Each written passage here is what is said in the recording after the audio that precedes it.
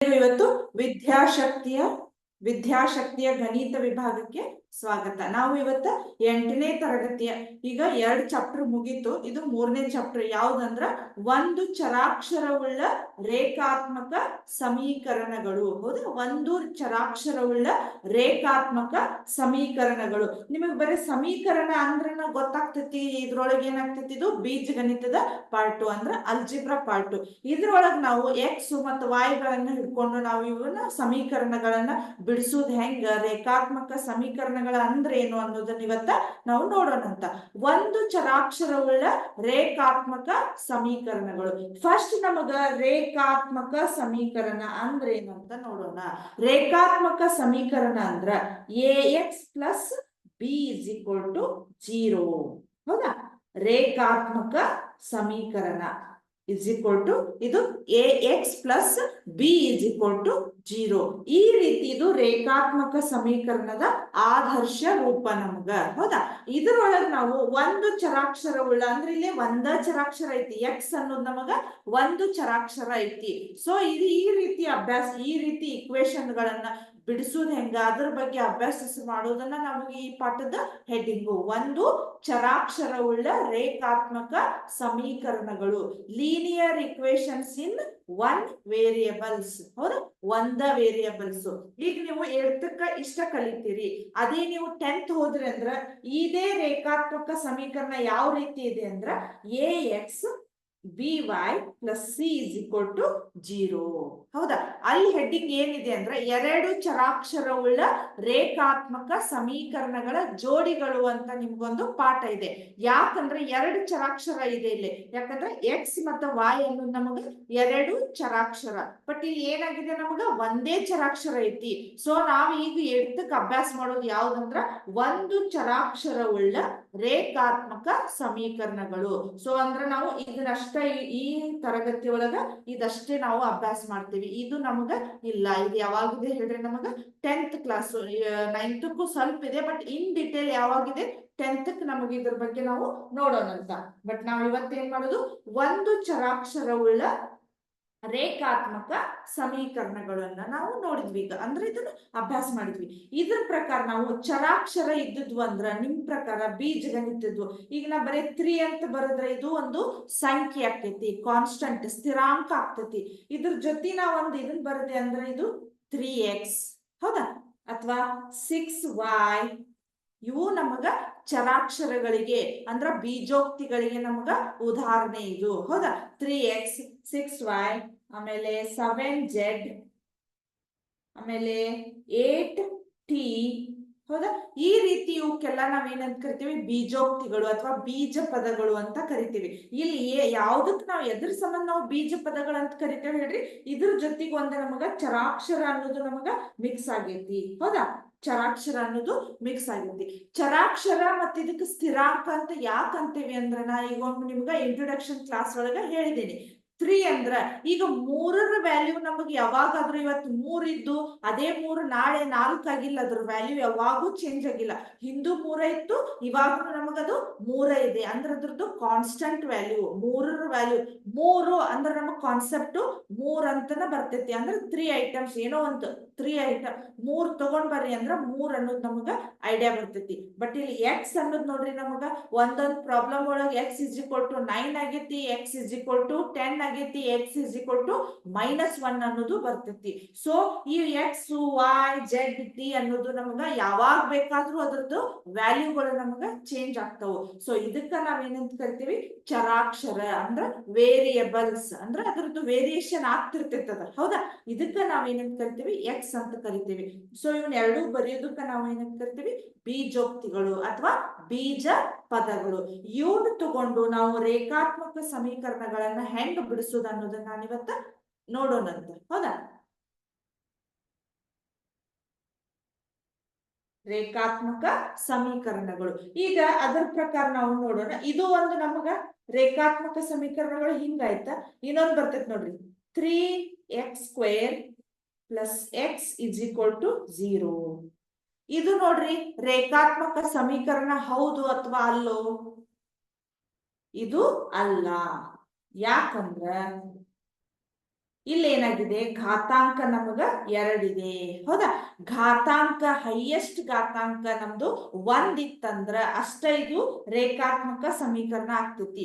ಇಲ್ಲಿ ಹೈಯೆಸ್ಟ್ ಘಾತಾಂಕ ಎಷ್ಟಿದೆ, ನಮಗ 2 ಇದೆ. ಇದು ನಮಗ ಏನಾಗ್ತೈತಿ, ವರ್ಗಾತ್ಮಕ ಸಮೀಕರಣ ಆಗ್ತೈತಿ. ವರ್ಗಾತ್ಮಕ ಸಮೀಕರಣ, ವರ್ಗಾತ್ಮಕ ಸಮೀಕರಣ. ಇವ್ಕುರ್ ಬಗ್ಗೆ ಎಲ್ಲ ನೀವು ಮುಂದ 9th ಮತ್ತ 10th ಕ್ಲಾಸ್ ಒಳಗ ಇನ್ ಡಿಟೇಲ್ ಕಲಿಬಹುದು. ವರ್ಗಾತ್ಮಕ ಅಂದ್ರೆ ಏನು ಅಂತ ಹೇಳಿ. ಇನ್ನೂ ಒಂದು ಟೈಪ್ ಬರ್ತೈತಿ, 3x³ plus 4x² plus x is equal to 0. ಇದ್ರದ ಹೈಯೆಸ್ಟ್ ಘಾತಾಂಕಗಳಂದ್ರೆ ಗೊತ್ತದವಲ್ಲ ನಿಮ್ಗ. ಇಲ್ಲೀಗ ಘಾತಾಂಕಗಳು, ಇವಕ್ ನಾವೇನಂತ ಕರಿತೀವಿ, ಘಾತಾಂಕಗಳು ಅಂತ ಕರಿತೀವಿ, ಎಕ್ಸ್ಪೋನೆನ್ಷಿಯಲ್ ಅಂತ ಕರಿತೀವಿ. ಇಲ್ಲಿ ನೋಡ್ರಿ 3 ಅಂತ ಇದೆ. ಈ 3 ಇತ್ತಂದ್ರ ಈಗ ಏನಾಗ್ತ ನಮಗ ಕ್ಯೂಬ್ ಇದ್ದಂಗದು. ಹೌದಾ, ಇದಕ್ ನಾವೇನಂತ ಕರಿತೀವಿ, ಘನಾತ್ಮಕ ಸಮೀಕರಣ ಅಂತ ಕರಿತೀವಿ. ಘನಾತ್ಮಕ ಸಮೀಕರಣ, ಘನಾತ್ಮಕ ಸಮೀಕರಣ. ಹಂಗಾದ್ರ ನಮ್ಗೆ ಯಾವುದೇ ಪ್ರಾಬ್ಲಮ್ ಒಳಗ ಈಗ ನಮಗ ಸ್ಕ್ವೇರ್ ಬಂತಪ್ಪ, x³ ಬಂತಂದ್ರ ಇದು ನಮಗ ರೇಖಾತ್ಮಕ ಸಮೀಕರಣ ಅಲ್ಲ. ಹೌದಾ, ಆ ರೇಖಾತ್ಮಕ ಸಮೀಕರಣ ಇದ್ರ ನಮಗ ಏನ್ ಮಾಡ್ತೀವಿ, ಸಮೀಕರಣಗಳನ್ನ ಬಿಡಿಸ್ಲಿಕ್ಕೆ ಬರ್ತೈತಿ. ಕರೆಕ್ಟಾ? ಈಗ ರೇಖಾತ್ಮಕ ಸಮೀಕರಣ ಅಂದ್ರೆ ಯಾವ ರೀತಿ ಬರ್ತೈತಿ ಅಂದ್ರ, ಈಗ 6x plus 4 is equal to 0. ಇದ್ರದ್ದು ಹೈಯೆಸ್ಟ್ ಘಾತಾಂಕ ಎಷ್ಟಾಯ್ತು, ನಮ್ದು 1. ಇಲ್ಲಿ ಏನು ಇರ್ಲಿಲ್ಲ ಅಂದ್ರೆ ಘಾತಾಂಕ ಎಷ್ಟಿರ್ತೈತಿ, 1 ಇರ್ತೈತಿ. ಈ ರೀತಿ ಇರೋದಕ್ಕ ನಾವು ರೇಖಾತ್ಮಕ ಸಮೀಕರಣಗಳು ಅಂತೀವಿ. ಇದು ವರ್ಗಾತ್ಮಕ, ಇದು ಘನಾತ್ಮಕ. ಇದು ನಿಮಗೆ ಈಗೇನೋ ಅವಶ್ಯ ಇಲ್ಲ. ಇದನ್ನ ನೀವು ಮುಂದಿನ ಕ್ಲಾಸ್ ಒಳಗ ಅಂದ್ರೆ 9th ಮತ್ತೆ 10th ಕ್ಲಾಸ್ ಒಳಗ ಇನ್ ಡಿಟೇಲ್ ನೀವು ಕಲಿತೀರಿ. ಇವತ್ ನಾವು ಕಲಿಯೋದು ಯಾವ್ದು ಹೇಳ್ರಿ, ಬರೀ ಓನ್ಲಿ ರೇಖಾತ್ಮಕ ಸಮೀಕರಣಗಳು ಅನ್ನೋದನ್ನ ಕಲಿಯೋಣಂತ. ಹೌದಾ, ಇದಕ್ಕೆ ಈ ಸಮೀಕರಣಗಳ ಹೆಂಗಿರ್ತಾವಲ್ಲ, ಇವನೊಂದಿಷ್ಟು ಎಕ್ಸಾಂಪಲ್ಸ್ ಗಳನ್ನ ಹೆಂಗ್ ಬಿಡಿಸೋದು ಅನ್ನೋದನ್ನ ಹೇಳ್ತೇನೆ ನೋಡಿ. ಹೌದಾ, ರೇಖಾತ್ಮಕ ಸಮೀಕರಣಗಳಿಗೆ ಉದಾಹರಣೆ ಅಂತೂ ಹೇಳಿದ್ದೇನೆ. ಈಗ ನೋಡ್ರಿ, for example 2x minus 3 is equal to 7 ಅಂತ ಇದೆ. ಹೌದಾ, ಎಕ್ಸಾಂಪಲ್. ಈಗ ಇದನ್ನ ನಮಗೆ ಏನ್ ಮಾಡ್ಬೇಕು, ಎಕ್ಸ್ ವ್ಯಾಲ್ಯೂವನ್ನ ಕಂಡು ಹಿಡಿಬೇಕು. ಈ ಇಕ್ವೇಶನ್ ಅನ್ನ ಬಿಡಿಸ್ಬೇಕು. ನಿಮಗೆ ಕ್ವಶನ್ ಹೆಂಗಿದೆ ಅಂದ್ರ, ಈ ಸಮೀಕರಣವನ್ನು ಬಿಡಿಸಿ ಅಥವಾ ಎಕ್ಸ್ ವ್ಯಾಲ್ಯೂವನ್ನ ಕಂಡು ಹಿಡೀರಿ ಅಂತ ಬರ್ತೈತಿ ನಿಮಗ್. ಹೌದಾ, ಈಗ ನಾ ಹೆಂಗ್ ಮಾಡ್ತೇನೆ ನೋಡ್ರಿ, 2x ಅಂದ್ರ, ಹೌದಾ, ಎಕ್ಸ್ ಇದ್ದಾಗ ಈ ಎಕ್ಸ್ ನ ಮತ್ತ 3ನ್ನ ನಮಗ ಕೂಡಿಸ್ಲಿಕ್ಕೂ ಬರುದಿಲ್ಲ, ಕಳಿಲಿಕ್ಕೂ ಬರುದಿಲ್ಲ. ನೀವು ಪಟ್ನ 2x ಮತ್ತು 3 ಆಗಿ ಇದು ಮೈನಸ್ ಮಾಡಿ -x ಅಂತ ಬರೀಲಿಕ್ಕೆ ಬರುದಿಲ್ಲ. ಯಾಕಂದ್ರೆ ಇದು ಸ್ಥಿರಾಂಕಗಳು, ಇವು ಚರಾಕ್ಷರಗಳು ಇವು. ಹೌದಾ, ಈ ಚರಾಕ್ಷರಗಳಿದ್ವು ಅಂದ್ರೆ ಚರಾಕ್ಷರ ಮತ್ತು ಸ್ಥಿರಾಂಕಗಳನ್ನ ನಮಗ ಕೂಡಿಸ್ಲಿಕ್ಕೂ ಬರುದಿಲ್ಲ, ಕಳಿಲಿಕ್ಕೂ ಬರುದಿಲ್ಲ. ಸೊ ಈಗ ನಾ ಏನ್ ಮಾಡ್ತೀನಿ, 2x ಇತ್ತು, ಆಮೇಲೆ ಇವೇನು ಸ್ಥಿರಾಂಕಗಳದಾವಲ್ಲ ಎಲ್ಲಾನು ಒಂದ್ ಕಡೆ ಮಾಡ್ತೇನೆ ನಮಗ ಅನುಕೂಲ ಆಗುವಂಗ. ಹೌದಾ, ಇಸ್ ಈಕ್ವಲ್ ಟು ಈ 7 ಅಲ್ಲೇ ಇದೆ. ಹೌದಾ, ನಾನ್ ಇದನ್ನ -3 ನ ಈ ಸೈಡ್ ತಗೊಂಡ್ಬಂದು ಏನ್ ಮಾಡ್ತಾ ಇದ್ದೀನಿ, +3 ಅನ್ನ ಮಾಡ್ತಾ ಇದ್ದೀನಿ. ಯಾಕೆ +3 ಆಯ್ತದು, ಇಸ್ ಈಕ್ವಲ್ ಟು ಈ ಸೈಡ್ ಬಂತಂದ್ರ -3 ಇದ್ದದ್ದು ಏನಾಯ್ತದು, +3 ಆಯ್ತು. ಕರೆಕ್ಟ್. ಈಗ 2x ಇಸ್ ಈಕ್ವಲ್ ಟು 7 + 3 ಎಷ್ಟಾಯ್ತು, 10. So x is equal to 10. ಇಲ್ಲೇನೇ ನಿಮಗೆ ಹೇಳಿದೆ ನಾನು, ಎಕ್ಸ್ ಬಾಜು ಇದ್ದಿದ್ದು ಯಾವಾಗಿದ್ರು ಏನ್ ಬರ್ತೈತಿ, ಕೆಳಗ್ ಬರ್ತೈತಿ ನಮಗ್. ಹೌದಾ, 2 1 2 5 x ಇಸ್ ಈಕ್ವಲ್ ಟು 5. ಹೌದಾ, x ಇಸ್ ಈಕ್ವಲ್ ಟು 5. ಈಗ ನೋಡೋಣ, ಈಗ ಇದನ್ನ ಇದ್ರೊಳಗೆ ಹಾಕಿದ್ರೆ ನಮಗೆ ಆನ್ಸರ್ ಇಷ್ಟ ಬರ್ಬೇಕು ಅಂದ್ರೆ ಇದು ಇಕ್ವೇಶನ್ ಕರೆಕ್ಟ್ ಇದೆ ಅಥವಾ ಸಮ ಇದೆ ಅಂತ ನಾವು ಅರ್ಥ ಮಾಡ್ಬೇಕು. ಒಂದ್ಸಲ ಚೆಕ್ ಮಾಡೋಣ, ಈ 5 ನಾವ್ ಇಲ್ಲಿ ಹಾಕಿದ್ರೆ ಆನ್ಸರ್ 7 ಬರ್ತೈತೆ ಇಲ್ಲೋ ಅಂತ ಹೇಳಿ ನೋಡೋಣ. 2x minus 3 is equal to 7 ಅಂತ ಇದೆ. ಹೌದಾ, 2 ಇಲ್ಲಿ ನೋಡ್ರಿ, x ಅಂದ್ರೆ ಎಷ್ಟು ವ್ಯಾಲ್ಯೂ ಹಾಕ್ತೀರಿ, 5 -3 ಇಸ್ ಈಕ್ವಲ್ ಟು 7 ಅಂತ ಬಂತು. ಹೌದಾ, ಈಗ ನೋಡ್ರಿ, 2 5 10 -3 ಇಸ್ ಈಕ್ವಲ್ ಟು 7. 10ರೊಳಗೆ 3 ಕಳೆದ್ರೆ ಎಷ್ಟು ಬಂತು, 7 ಇಸ್ ಈಕ್ವಲ್ ಟು ಇದು 7 ಕೂಡ ಬಂತು. ಅಂದ್ರೆ ನಮಗ ಎಕ್ಸ್ ವ್ಯಾಲ್ಯೂ ಅನ್ನೋದು 5 ಕರೆಕ್ಟ್ ಇದೆ. ಎಕ್ಸ್ ವ್ಯಾಲ್ಯೂ ಕಂಡು ಹಿಡಿಯೋದಂದ್ರೆ ನೀವು ಇದ್ರೊಳಗೆ ಈ ಇಕ್ವೇಶನ್ ಒಳಗೆ ಹೊಳ್ಳಿ ಅದನ್ನ ಹಾಕಿದ್ರೆ ನಮಗ ಈ ಎಡಗಡೆ ಆನ್ಸರ್ ಅಷ್ಟ ಬರ್ಬೇಕು, ಬಲಗಡೆದ್ದು ಆನ್ಸರ್ ಅಷ್ಟ ಬರ್ಬೇಕು. ಈ ರೀತಿ ಇದ್ರೆ ನಾವು ಇಕ್ವೇಶನ್ ಅನ್ನ ಕರೆಕ್ಟ್ ಆಗಿ ಬಿಡಿಸಿದೀವಿ ಅಂತ ಅರ್ಥ. ಹೌದಾ, ಈ ರೀತಿ ನಾವು ಇಕ್ವೇಶನ್ ಗಳನ್ನ, ರೇಖಾತ್ಮಕ ಸಮೀಕರಣಗಳ ಇಕ್ವೇಶನ್ಸ್ ಅನ್ನ ಈ ರೀತಿ ರೀತಿ ಬಿಡಿಸಬಹುದು. ಕರೆಕ್ಟ್. ನೆಕ್ಸ್ಟ್ ನೋಡೋಣ ಇನ್ನೊಂದು ಎಕ್ಸಾಂಪಲ್.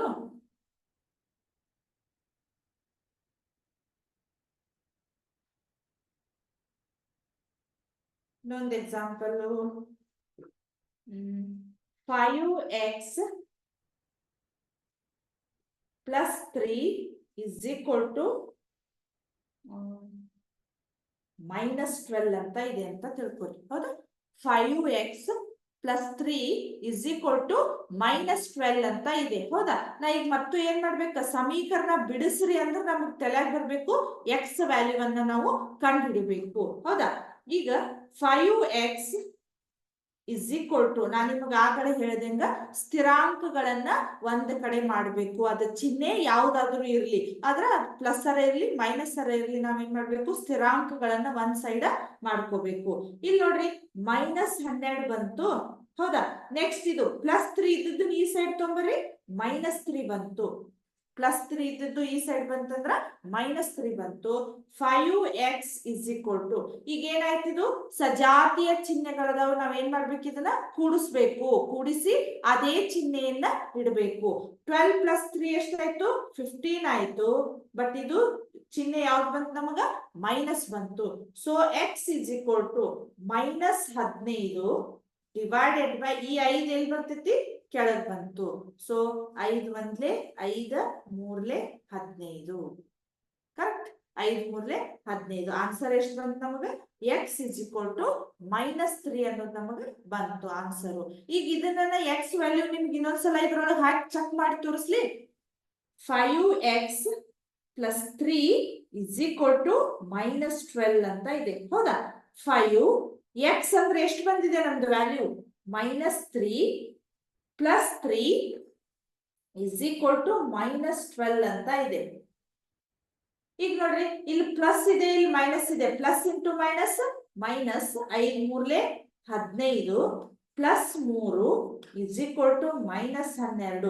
ಇಲ್ಲಿ ನೋಡ್ರಿ ವಿಜಾತಿಯ ಚಿಹ್ನೆಗಳದಾವು. ವಿಜಾತಿಯ ಚಿಹ್ನೆಗಳನ್ನ ಮೈನಸ್ ಮಾಡಿದ್ರೆ ಏನಾಗ್ತಿರ್ತಿದೆ? ವಿಜಾತಿಯ ಚಿಹ್ನೆಗಳಿದ್ರೆ ನಾವೇನ್ ಮಾಡ್ಬೇಕು? ಮೈನಸ್ ಮಾಡ್ಬೇಕು. ಸೊ -15 ಪ್ಲಸ್ 3 ಎಷ್ಟಾಯ್ತು? ವಿಜಾತಿಯ ಚಿಹ್ನೆಗಳದಾವು, ಅದಕ್ಕೆ ನಾವೇನ್ ಮಾಡ್ಬೇಕು? ಮೈನಸ್ ಮಾಡ್ಬೇಕು. ಮೈನಸ್ ಮಾಡಿ ದೊಡ್ಡ ಅಂಕಿ ಹಿಂದಿನ ಚಿಹ್ನೆಯನ್ನ ನಾವು ಇಡಬೇಕು. 15 -3 ಮಾಡಿದ್ರೆ ಎಷ್ಟಾಯ್ತು? 12 ಬಂತು. ಬಟ್ ದೊಡ್ಡ ಅಂಕಿ ಹಿಂದಿನ ಚಿಹ್ನೆ -12 ಬಂತು. ಇದು ಕೂಡ ನಮಗ -12 ಅಂತ ಇದೆ. ಈ ರೀತಿ ನಾವು ಸಮೀಕರಣವನ್ನ ಬಿಡಿಸಿದ್ವಿ. ಮತ್ತ ಅದ ಇಕ್ವೇಶನ್ ಒಳಗ ಆ x ವ್ಯಾಲ್ಯೂವನ್ನ ಹಾಕಿದಾಗ ಎಡಗಡೆನೂ ಅಷ್ಟ ಆನ್ಸರ್ ಬಂತು, ಬಲಗಡೆನೂ ಅಷ್ಟ ಆನ್ಸರ್ ಬಂತು. ಅಂದ್ರೆ left side is equal to right side, ಅಂದ್ರೆ LHS is equal to RHS ಅಂತ ನಮಗ ಬಂತು. ಕರೆಕ್ಟ್. ಈಗ ಅಭ್ಯಾಸ ನೋಡೋಣ. ಇನ್ನಷ್ಟು ಎಕ್ಸಾಂಪಲ್ಸ್ ಗಳನ್ನ ನೋಡಕ್ ಬರ್ತಿದ್ವಿ. ರಬ್ ಮಾಡ್ಲಿ.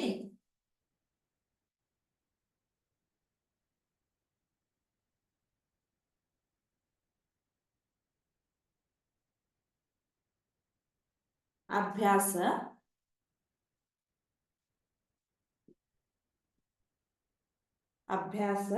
3.1. ಹೌದಾ? ಅಭ್ಯಾಸ 3.1 ಒಳಗ 1 ಇತ್ತು. ಕೆಳಗಿನ ಸಮೀಕರಣಗಳನ್ನು ಬಿಡಿಸಿರಿ ಅಂತ ಇದೆ. ಕೆಳಗಿನ ಸಮೀಕರಣಗಳನ್ನ ಬಿಡಿಸಿರಿ ಅಂದ್ರೆ ನಮ್ಗೆ ಏನಾಗ್ಬೇಕೀಗ? x ವ್ಯಾಲ್ಯೂವನ್ನ ನಾವು ಕಂಡುಹಿಡಿಬೇಕು. x ವ್ಯಾಲ್ಯೂವನ್ನ ಕಂಡುಹಿಡಿಬೇಕು. ಅದ್ರೊಳಗೆ ನೋಡ್ರಿ ಒಂದೇದು ಏನಂತ ಇದೆ? x -2 is equal to 7 ಅಂತ ಇದೆ. x -2 is equal to 7 ಅಂತ ಇದೆ. ನಾವೀಗ ಏನ್ ಮಾಡ್ಬೇಕು? ಈಸಿಲಿ x ವ್ಯಾಲ್ಯೂವನ್ನ ಕಂಡುಹಿಡಿಬೇಕು. ನಾನು ನಿಮಗೆ ಹೇಳಿದಂಗ ಸ್ಥಿರಾಂಕಗಳನ್ನು ಮತ್ತು ಚರಾಕ್ಷರಗಳನ್ನ ಎಲ್ಲ ಒಂದ್ ಸೈಡ್ ಮಾಡ್ಬೇಕು. x ಇಲ್ಲೇ ಇರ್ಲಿ, ಇಸ್ ಈಕ್ವಲ್ ಟು 7. ಈ -2 ನ ಈ ಸೈಡ್ ಜಂಪ್ ಮಾಡ್ರಿ. -2 ಇದ್ದದ್ದು ಇಸ್ ಈಕ್ವಲ್ ಟು ಈ ಸೈಡ್ ಬಂತಂದ್ರೆ ಏನಾಯ್ತು? +2 ಆಯ್ತು. ಹೌದಾ? x ಇಸ್ ಈಕ್ವಲ್ ಟು 7 + 2 ಎಷ್ಟಾಯ್ತು? 9. ಅಂದ್ರ ನಮ್ಗೆ x ವ್ಯಾಲ್ಯೂ ಎಷ್ಟು ಬಂತು ಹೇಳ್ರಿ? 9 ಅಂತ ಬಂತು. Correct.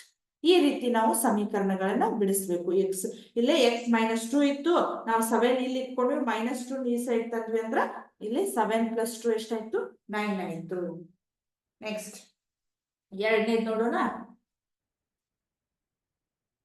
y + 3 is equal to 10 ಅಂತ ಇದೆ. ಹೌದಾ? y plus 3 is equal to 10 ಅಂತ ಇದೆ. ಸೊ y ಇಲ್ಲೇ ಇರಲಿ, 10 ಪ್ಲಸ್ 3 ಇದ್ದದನ್ನ ಈ ಸೈಡ್ ತೊಗೊಂಬರ ಏನಾಗ್ತೈತಿ, -3 ಆಗತ್ತ. ಹೌದಾ? y is equal to 10 minus 3 ಅಂದ್ರ 10 -3 ಮಾಡಿದ್ರೆ ಎಷ್ಟು ಬಂತ ನಮಗ 7. ದೊಡ್ಡ ಅಂಕಿ ಹಿಂದಿನ ಚಿಹ್ನೆ ಪ್ಲಸ್ ಐತಿ, ನಾವು ಪ್ಲಸ್ ಬರೆದ್ರು ನಡೀತೈತಿ, ಬಿಟ್ರು ಓಕೆ. ಹೌದಾ? y ಇಸ್ ಈಕ್ವಲ್ ಟು ನಮ್ದು ಎಷ್ಟು ಬಂತ ಆನ್ಸರ್ 7 ಅಂತ ಬಂತು. ಫಸ್ಟ್ ಒನ್ ಆಯ್ತಾ. Next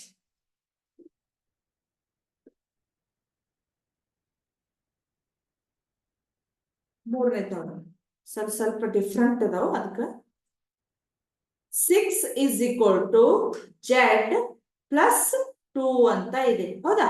6 is equal to z plus 2 ಅಂತ ಇದೆ. ನಾವೇನ್ ಮಾಡ್ಬೇಕು, ಇಷ್ಟೊತ್ತವರೆಗೂ ನಮ್ಗೆ ಏನಾಗಿತ್ತು, z ಅಥವಾ ಅಂದ್ರೆ ಎಕ್ಸ್ ವ್ಯಾಲ್ಯೂ ಚರಾಕ್ಷರಗಳು ಇದ್ದಿದ್ವೆಲ್ಲ ಈ ಸೈಡ್ ಬಂದಿದ್ವು.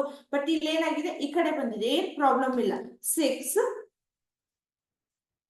ಇಲ್ಲಿ ಪ್ಲಸ್ 2 ಇದ್ದಿದ್ದನ್ನ ಏನ್ ಮಾಡ್ಬೇಕು, ನಾನು ಈಚೆ ಕಡೆ ತಗೊಂಡ್ಬರ್ಬೇಕು. -2 ಇಸ್ ಈಕ್ವಲ್ ಟು z ಅಂತ ಇದೆ. ಹೌದಾ? ಈಗ ನೋಡ್ರಿ, 6 - 2 ಮಾಡಿದ್ರೆ ಎಷ್ಟು ಬಂತು, 4 ಇಸ್ ಈಕ್ವಲ್ ಟು z. ಸ್ವಲ್ಪ ನಮಗ ಅನುಕೂಲ ಆಗ್ಲಿ ಅನ್ನೋದಕ್ಕೆ ನಾವೇನ್ ಮಾಡ್ತೇವೆ, z ಇಸ್ ಈಕ್ವಲ್ ಟು 4 ಅಂತ ಬರೀಬಹುದು. ಇದನ್ನ ಹೌದಾ, z ಇಸ್ ಈಕ್ವಲ್ ಟು 4 ಅಂತ ಬರೀಬಹುದು. Next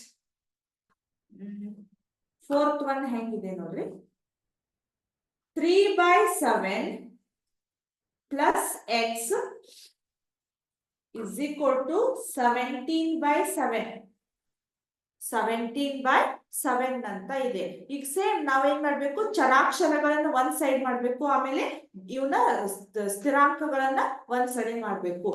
x is equal to 17 divided by 7. ಇಲ್ಲಿ ಪ್ಲಸ್ 3/7 ಇದ್ದಿದ್ದು ಈ ಸೈಡ್ ಬಂತಂದ್ರೆ ಏನಾಯ್ತು, -3/7 ಅಂತ ಬಂತು. -3/7 ಬಂತು. ಸೊ ಈಗ ಇದು ಭಿನ್ನ ರಾಶಿ ಇದ್ದಿದ್ದಕ್ಕೆ ನಾವ್ ಏನ್ ಮಾಡ್ಬೇಕೀಗ, ಲಸಾವನ್ನ ತೆಗಿಬೇಕು. ಹಂಗೆ ಮಾಡ್ಲಿಕ್ಕೆ ನಮಗೆ ಬರುವುದಿಲ್ಲ. ಲಸ ಅಂದ್ರೆ 7 ಐತಂದ್ರೆ ನಮ್ದು ಲಸ ಎಷ್ಟಾಯ್ತು, 7 ಆಯ್ತು. ಸೊ ಇಲ್ಲಿ ನಮ್ಗ ಗುಣಾಕಾರ ಮಾಡೋ ಅವಶ್ಯಕತೆ ಇಲ್ಲ. 7 ಒಂದ್ಲೆ ಆಯ್ತು. ಹೌದಾ? 17 3. ಹೌದಾ? ಸೊ ಇಸ್ ಈಕ್ವಲ್ ಟು 17 - 3 ಎಷ್ಟಾಯ್ತು, 14 ಆಯ್ತು. ದೊಡ್ಡ ಅಂಕಿ ಹಿಂದಿನ ಚಿಹ್ನೆ ನಮಗ ಪ್ಲಸ್ ಇದೆ. ಸೊ ಇದು 7 ಇಲ್ಲಿ ಕೆಳಗ್ ಬಂತು. 7 ಒಂದ್ಲೆ 7 ಎರಡ್ಲೆ, 7 1 7 2 correct. So x is equal to ನಮ್ಗೆ ಎಷ್ಟು ಬಂತು, ಇಲ್ಲೇ 2 ಬಂತು. ಈ ರೀತಿ ನಮಗೆ ಇಲ್ಲೇ ಎಲ್ಲ ಈಸಿ ಕೊಟ್ಟಿದ್ರು, ಇಲ್ಲೊಂದ್ ಸ್ವಲ್ಪ ನಮಗೆ ಏನಾಯ್ತು, ಈಗ ಭಿನ್ನ ರಾಶಿಯನ್ನ ಕೊಟ್ಟಿದ್ದಾರೆ. ಸೊ ಭಿನ್ನ ರಾಶಿ ಇದ್ರು ಏನ್ ಪ್ರಾಬ್ಲಮ್ ಇಲ್ಲ. ಲಸ ತೆಗಿಯೋದಿದ್ರೆ ಲಸ ತೆಗೆದು ನಾವು ಸಿಂಪ್ಲಿಫೈ ಮಾಡ್ಬಿಟ್ರೆ ನಮ್ಗೆ ಎಕ್ಸ್ ವ್ಯಾಲ್ಯೂ, ಅಥವಾ ಅವ್ರು ಏನ್ ಕೊಟ್ಟಿರ್ತಾರೆ, y ಕೊಟ್ಟಿದ್ರೆ y ವ್ಯಾಲ್ಯೂ, ಎಕ್ಸ್ ಕೊಟ್ಟಿದ್ರೆ ಎಕ್ಸ್ ವ್ಯಾಲ್ಯೂ ನಮ್ಗೆ ಸಿಗ್ತೈತಿ. ಕರೆಕ್ಟ್. ನೆಕ್ಸ್ಟ್ ನೋಡೋಣ.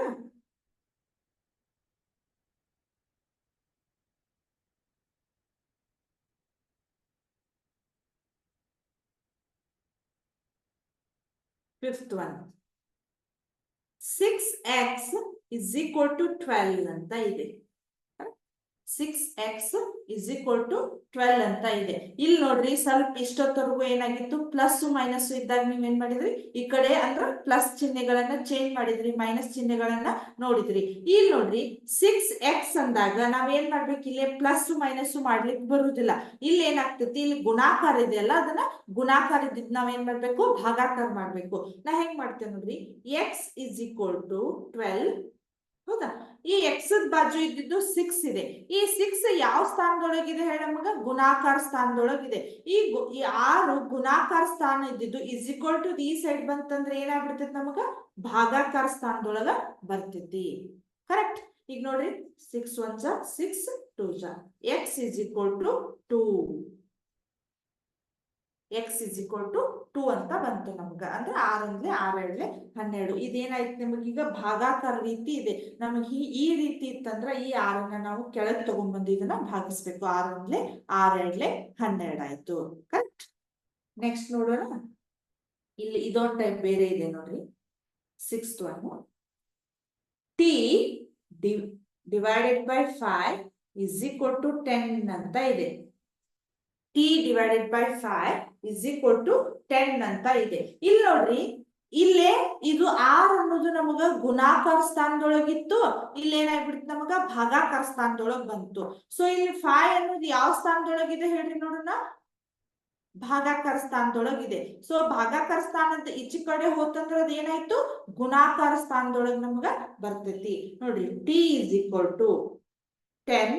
ಈಗ ನೋಡ್ರಿ ಇದೇನಾಯ್ತು, ಭಾಗಾಕಾರ ಇದ್ದಿದ್ ನಮಗ್ ಏನಾಯ್ತು, ಇದು ಗುಣಾಕಾರ ಆಗ್ಬಿಡ್ತೈತಿ ಇಲ್ಲೇ. Correct. T is equal to 10 5 ಎಷ್ಟಾಯ್ತು, 50. 5 10 50 ಅಥವಾ 10 5 50. So T is equal to ನಮ್ಗೆ ಎಷ್ಟು ಬಂತು, 50 ಅಂತ ಬಂತು. T is equal to 50. Correct. ಅಂದ್ರೆ ಈಗ ಪ್ಲಸ್ ಮೈನಸ್ ಇದ್ದಿದ್ ನೋಡಿದ್ರಿ, ಗುಣಾಕಾರ ಇದ್ದಿದ್ ನೋಡಿದ್ರಿ, ನೆಕ್ಸ್ಟ್ ಭಾಗಾಕಾರ ಇದ್ದಿದ್ದ ನೋಡಿದ್ರಿ. ಕರೆಕ್ಟ್. ನೆಕ್ಸ್ಟ್ ಹೋಗೋಣ.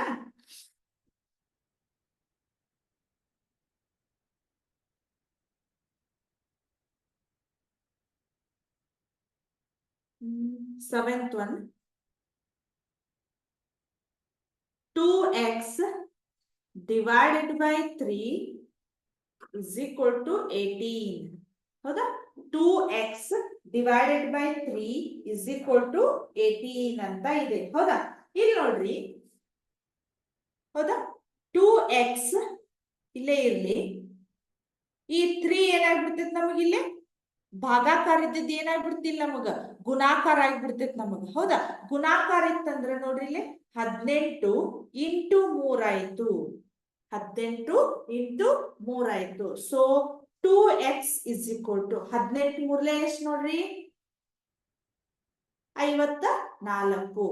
3 ಎಂಟ್ಲೆ 24, 3 ಒಂದ್ಲೆ 3 2 5. So x is equal to 54 divided by 2. ಹೌದಾ, 2 ಒಂದ್ಲೆ 2 2ಲೆ 4, 1 ಉಳಿತು, 2 7 14 ಆಯ್ತು. ಸೊ ನಿಮಗ್ ಗೊತ್ತಾಯ್ತು ಇಲ್ಲ ನೋಡ್ರಿ, ಇನ್ನೊಂದ್ಸಲ ಹೇಳ್ತೇನೆ. 2ರಿಂದ ನಾವು ಭಾಗಿಸ್ಬೇಕು. ಇಲ್ಲಿ ನೋಡ್ರಿ 2ರೊಳಗ 5 ಇಲ್ಲ. ಸೊ ನಾ ಏನ್ ಮಾಡ್ತೇನೆ, 2 2ಲೆ 4 ಮಾಡ್ತೇನೆ. 5ರೊಳಗ 4 ಮೈನಸ್ ಮಾಡಿದ್ರ 1 ಬಂತು. ಈ 4ನ್ನ ನಾನು ಇಲ್ಲಿ ಇಳಿಸ್ಕೊತೀನಿ. ಇದು 2 7 14 ಆಯ್ತು. ಸೊ ಇದು 0 0 ಆಯ್ತು. ಈ ರೀತಿ ನಾನು ಈ ರೀತಿ ಮಾಡೋ ಬದ್ಲಿ ನಾವೇನ್ ಮಾಡ್ತೀವಿ, ಈಗ ಸ್ವಲ್ಪ ಹೈಸ್ಕೂಲ್ ಸ್ಟೂಡೆಂಟ್ಸ್ ಎಲ್ಲ ಈ ರೀತಿ ಮಾಡ್ಬೇಕು. ಇದೆಲ್ಲ ಏನಾಗ್ತೈತಿ ನಮಗೆ ಪ್ರೈಮರಿ ಸ್ಟ್ಯಾಂಡರ್ಡ್ ಬರ್ತೈತಿ. ಈ ರೀತಿ ನಾವು ಕಡ್ತಾ ಹೊಡೆಯೋದನ್ನ ಈ ರೀತಿ ಕಲಿಬೇಕು. ಸ್ವಲ್ಪ ಕನ್ಫ್ಯೂಸ್ ಆತಂದ್ರ ಈ ರೀತಿ ಮಾಡಿ ಸ್ವಲ್ಪ ನಿಮ್ಗೆ ಹಿಂಗ ಮಾಡ್ಕೊಂತ ಹೋದ್ರ ರೂಢಿ ಆಗ್ತೈತಿ. ಹೌದಾ, ಈಗ ಏನಾಯ್ತು ನಮಗೆ x ಇಸ್ ಈಕ್ವಲ್ ಟು ಎಷ್ಟು ಬಂತು, 27 ಅನ್ನೋದು ಬಂತು. x ಇಸ್ ಈಕ್ವಲ್ ಟು 27 ಬಂತು. ತಿಳಿತಾ? ನೆಕ್ಸ್ಟ್ 8th ಇದೆ ನೋಡ್ರಿ, ಸ್ವಲ್ಪ ಇದೇನಾಗಿದೆ ನಮ್ಗ ಪಾಯಿಂಟ್ ಒಳಗ್ ಬಂದಿದೆ. 1.6 is equal to y divided by 1.5 ಅಂತ ಇದೆ. ಹೌದಾ, 1.5 ಅಂತ ಇದೆ. ಈಗ ಏನ್ ಮಾಡ್ಬೋದು ನಾನೇನ್ರಿ, 1.5 ಸೇಮ್ ಇಲ್ಲಿ ಹೆಂಗ್ ಮಾಡಿದ್ರಲ್ಲಿ ಹಂಗ, ಬಟ್ ಅವರು ಈ ಸೈಡ್ ಕೊಟ್ಟಿದ್ದಾರೆ ಅಷ್ಟ. ಏನ್ ಕನ್ಫ್ಯೂಷನ್ ಆಗುವ ಅವಶ್ಯಕತೆ ಇಲ್ಲ. ಇಲ್ಲೇ ಈಗ ಏನ್ ಮಾಡ್ಬೇಕು, ಇದು ಭಾಗಾಕಾರ ಸ್ಥಾನದೊಳಗಿದೆಯಲ್ಲ, ಇದನ್ನ ಏನ್ ಮಾಡ್ಬೇಕು ನಾನು ಗುಣಾಕಾರ ಸ್ಥಾನಕ್ಕೆ ಹೋಗ್ಬೇಕು. 1.5 is equal to y. ಹೌದಾ, 1.5 1.6 ಮತ್ತು 1.5 ಇದ್ದಾಗ ನಿಮಗೆ ಸ್ವಲ್ಪ ಕನ್ಫ್ಯೂಸ್ ಆಗೋದಂದ್ರ ಬಿಂದುಗಳು ಅಥವಾ ಪಾಯಿಂಟ್ ಇದ್ದಾಗ ಯಾವ ರೀತಿ ಗುಣಾಕಾರ ಮಾಡ್ಬೇಕು, ಯಾವ ರೀತಿ ಭಾಗಾಕಾರ ಮಾಡ್ಬೇಕು ಅನ್ನೋದು ನಮ್ಗ ಕನ್ಫ್ಯೂಷನ್ ಆಗ್ತೈತಿ. ಈಗ ನಾ ಏನ್ ಮಾಡ್ತೇನೆ ಅಂದ್ರ, ಇಲ್ಲಿ ನಾವು ಗುಣಾಕಾರ ಮಾಡ್ಬೇಕಾದ್ರೆ ಇಲ್ಲಿ ಪಾಯಿಂಟ್ಸ್ ಇಲ್ಲ ಅಂತ ನಾವು ತಿಳ್ಕೊಬೇಕು. ಪಾಯಿಂಟ್ಸ್ ಇಲ್ಲ ಅಂತ ತಿಳ್ಕೊಂಡು ಅದನ್ನ ಫಸ್ಟ್ ಗುಣಾಕಾರ ಮಾಡಿ, ಆಮೇಲೆ ಆ ಬಿಂದು ಎಷ್ಟು ಸ್ಥಾನ ಬಿಟ್ಟಿದೆ ಅಲ್ಲ ಅದನ್ನ ನಾವ್ ಏನ್ ಮಾಡ್ಬೇಕು, ಅಷ್ಟ ಇಡ್ಬೇಕು. ನೋಡೋಣ ಈಗ ಇದನ್ನ ಏನ್ ಮಾಡ್ತೇನೆ, ಪಾಯಿಂಟ್ಸ್ ಇಲ್ಲ ಅಂತ ನೋಡೋದು. 16 ಇಂಟು 15 ಅಂತ ತಿಳ್ಕೊಂಡು. ಹೌದಾ, ಈಗ ನೋಡ್ರಿ ಇದನ್ನ ಗುಣಾಕಾರ ಮಾಡ್ರಿ, 16 ಇಂಟು 15. ಹೌದಾ, 15 6ಲೆ ಎಷ್ಟು ಹೇಳ್ರಿ, 90. ಹೌದಿಲ್ಲ, 6 5ಲೆ 30, 90. 15 ಒಂದ್ಲೆ 15, 15ಕ್ಕೆ 9 ಕೂಡಿಸ್ರಿ ಎಷ್ಟಾಯ್ತು ನೋಡ್ರಿ, 24 ಆಯ್ತು. ಹೌದು, 15 ಒಂದ್ಲೆ 15, 15ಕ್ಕ ಇಲ್ಲಿ 9 ಕೂಡಿಸಿದ್ರ 15 20, ಇದೊಂದು 24 ಆಯ್ತು. ಎಷ್ಟಾಯ್ತು ನಮಗ, 240 ಆಯ್ತು. ಬಟ್ ಇದನ್ನ ಇಷ್ಟ ಇಡ್ಲಿಕ್ಕೆ ಬರುದಿಲ್ಲ ನಮ್ಗ. ಪಾಯಿಂಟ್ ಆದ್ಮೇಲೆ ಎಷ್ಟು ಸ್ಥಾನ ಅದಾವಲ್ಲ ಅಷ್ಟು ಸ್ಥಾನ ನಾವು ಆ ಕಡೆಯಿಂದ ಎಣಿಸಿ ಅದನ್ನ ಪಾಯಿಂಟ್ ಇಡಬೇಕು. ಈಗ ನೋಡ್ರಿ 1.6 ಇದೆ, ಇಲ್ಲ 1.5 ಇದೆ, ಇಲ್ಲ 2 ಸ್ಥಾನ ಬಿಟ್ಟು ಇಡ್ಬೇಕು ಅಂತಂದ್ರ ಇಲ್ಲಿ ನೋಡ್ರಿ ಇದೊಂದ್ ಸ್ಥಾನ ಎಷ್ಟದು ಒಟ್ಟೆ ನಮಗ 2 ಸ್ಥಾನ ಅದು. 2 ಸ್ಥಾನ ಆದ್ಮೇಲೆ 1 2, ಸೊ 2 ಸ್ಥಾನ ಬಿಟ್ಟು ನಾನು ಏನ್ ಮಾಡ್ಬೇಕು ಪಾಯಿಂಟ್ ಅನ್ನ ಇಡ್ಬೇಕು. 1 2 ಅಂದ್ರೆ ಪಾಯಿಂಟ್ ನಮ್ಗೆ ಎಲ್ಲಿ ಬರ್ತೈತಿ ಇಲ್ಲಿ 2.4 ಬರ್ತೈತಿ. 240 ಬದ್ಲಿ ನಮ್ಗೆ ಎಷ್ಟಾಯ್ತು ಹೇಳ್ರಿ 2.4 ಅಂತ ಬಂತು. 2.4. So y is equal to ಎಷ್ಟು ಬಂತು ನಮ್ಗ 2.4 ಬಂತು. y ಇಸ್ ಈಕ್ವಲ್ ಟು 2.4 ಬಂತು. ಕರೆಕ್ಟ್. ಈಗ ನೋಡೋಣ, ಅರ್ಥ ಆಯ್ತು. Next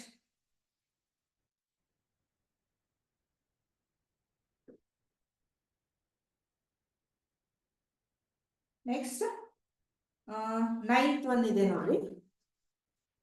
9th 7x minus 9 is equal to 16 ಅಂತ ಇದೆ. ಹೌದಾ? 7x minus 9 is equal to 16 ಅಂತ ಇದೆ. ಹೌದಾ? ಈಗ ನೋಡ್ರಿ 7x is equal to 16. ಇದು -9 ಇದ್ದದ್ದು ಏನಾಯ್ತು ನಮಗೀಗ +9 ಆಯ್ತು. +9 ಆಯ್ತು. So 7x is equal to 16 + 9 ಎಷ್ಟಾಯ್ತು ನಮಗ